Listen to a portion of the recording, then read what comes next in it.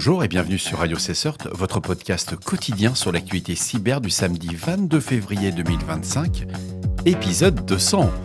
Je suis Marc-Frédéric Gomez, toujours en direct de l'Indre. J'espère que vous allez bien. Au programme aujourd'hui, un cap est franchi. On est arrivé à l'épisode 200 et on a dépassé les 100 000 écoutes. Nouvelle plateforme gouvernementale de signalement des cyberattaques, le gouvernement français a lancé la plateforme Mon Aide Cyber, afin d'aider les victimes d'attaques informatiques, aussi bien des entreprises que des particuliers. Et c'est gratuit. Vulnérabilité critique dans WordPress, une faille affecte le plugin post-SMTP pour WordPress. Exim, une faille SQL injection sous certaines conditions. Cisco, une faille de sécurité dans OpenH264, c'est la CVE 2025-27091. Une nouvelle vulnérabilité exploitée activement ajoutée au catalogue de la CISA, le fameux KEV. Fuite massive de données bancaires par B1Hackstash, le groupe cybercriminel B1Hackstash a publié plus d'1 million de numéros de cartes bancaires volés sur le dark web. Info ou intox ? Bien entendu, toutes les sources qui m'ont permis de réaliser cette revue d'actualité sont disponibles dans la description de celui-ci. Le gouvernement français a lancé la plateforme Mon Aide Cyber, un service permettant aux victimes d'attaques informatiques de signaler les incidents et d'obtenir des conseils en réponse à incidents rapidement. Cet outil vise à centraliser les signalements et à fournir des recommandations adaptées selon les attaques rencontrées.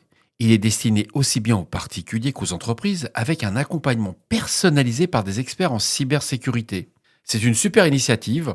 Je vous ai mis le lien du site. Tout le monde peut être tout professionnel en cybersécurité peut proposer son aide.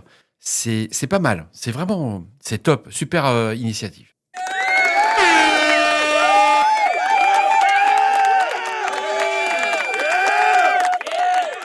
Encore une vulnérabilité critique dans WordPress. La CVE 2025-521 a été identifiée dans le plugin post-SMTP. Alors, c'est la version 3.02 et antérieure qui permet une injection de code de type cross-site scripting du XSS. Un attaquant authentifié, alors il faut qu'il soit quand même authentifié, peut exploiter cette vulnérabilité pour injecter du code malveillant exécuté dans le navigateur des victimes, entraînant une exécution de code arbitraire et une atteinte à la confidentialité et à l'intégrité des données. WordPress recommande la mise à jour vers la version 3.1.0 ou ultérieure. Une vulnérabilité SQL injection affecte Exim 4.98 via la CVE 2025-26794. Cette vulnérabilité permet à un attaquant non authentifié d'envoyer des requêtes spécifiquement forgées pour provoquer un déni de service. Alors, elle n'est exploitable que sous une configuration spécifique de Exim avec les options ETRN et Use SQLite activées uniquement.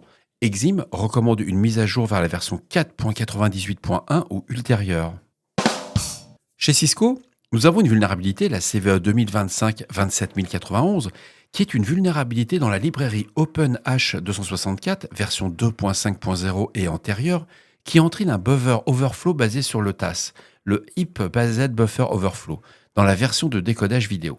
Un attaquant peut exploiter cette faille en persuadant une victime de visionner une vidéo contenant un flux binaire spécialement conçu, entraînant une exécution de code arbitraire et un déni de service. Cisco recommande fortement la mise à jour vers la version 2.6.0.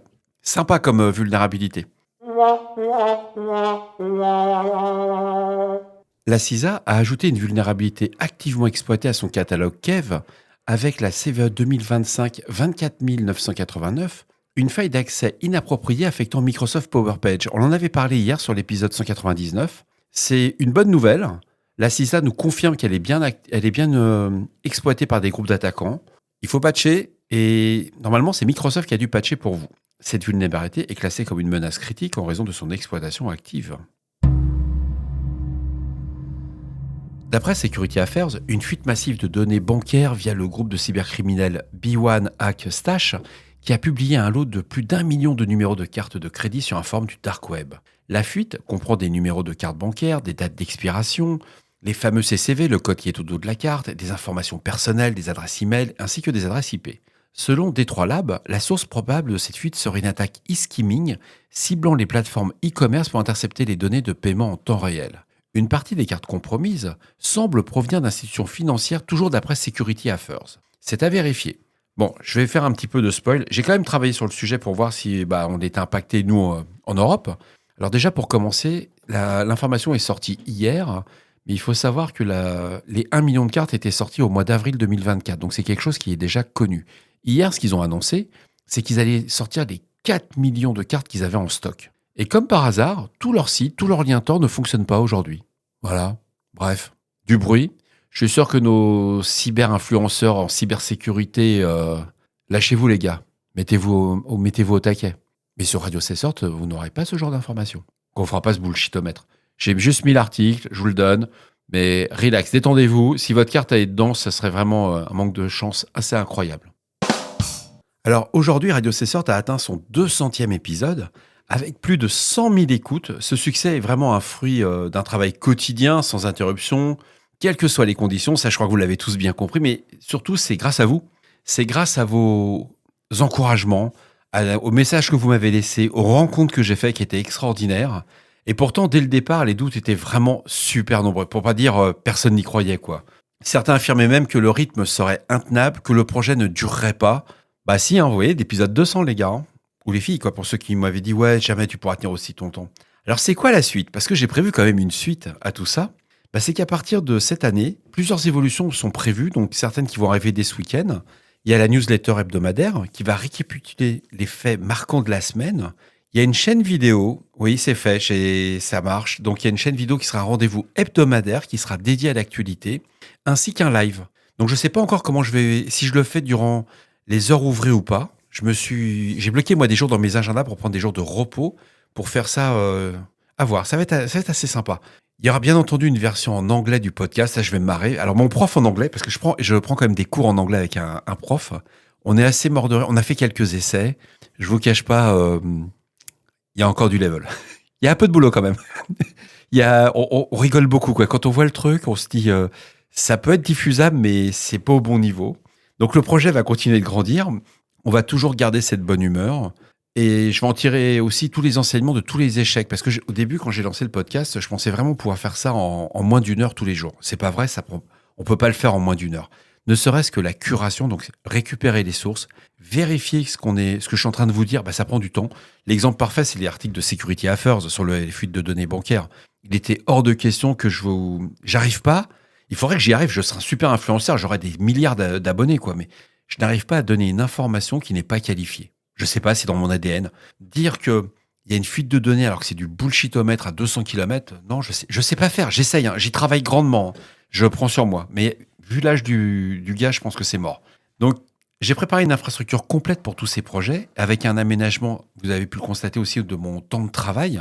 Il a fallu que je m'adapte auprès de mon employeur, parce que pour avoir cette régularité sur du long terme, bah, vous pouvez pas être, comment dirais-je, c'est du 7 jours sur 7 et mon travail me demande aussi d'être présent 7 jours sur 7. Donc je suis en train de trouver les bons accords pour que ça marche.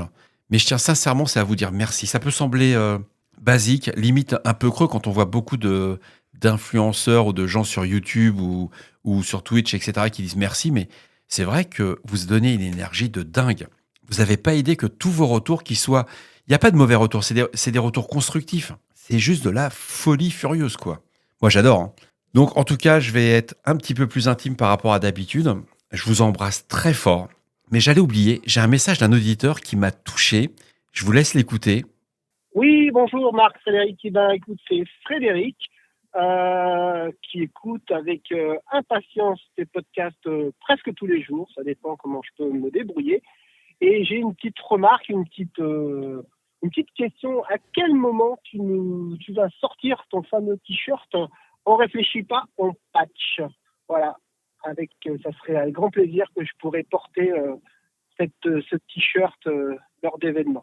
Je te souhaite bon courage et merci de travailler pour nous. À bientôt. Bah, merci beaucoup pour le message. Et oui, j'ai déposé la marque. On ne discute pas, on patch. C'est pas une blague, hein. Je l'ai vraiment déposé à titre personnel à l'INPI.